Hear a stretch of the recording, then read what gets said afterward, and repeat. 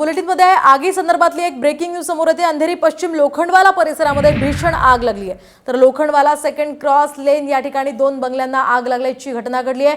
बंगल्याच्या तळमजल्यावर आग लागल्यामुळे बंगल्याचा मोठ्या प्रमाणावर या ठिकाणी नुकसान झालेलं आहे। आगीची माहिती मिळताच अग्निशमन दलाच्या 4 गाड्या या घटनास्थळी दाखल झाल्या आणि या आगीवर नियंत्रण मिळवण्याचं सध्या युद्ध पातळीवर काम सुरू आहे। या संदर्भात आपण अधिकची माहिती जाणून घेऊयात आमचे प्रतिनिधी संजय गडदे यांच्याकडून। संजय, काय सांगाल, नेमकी कशामुळे ही आग लागली आहे, काही माहिती मिळू शकली आहे?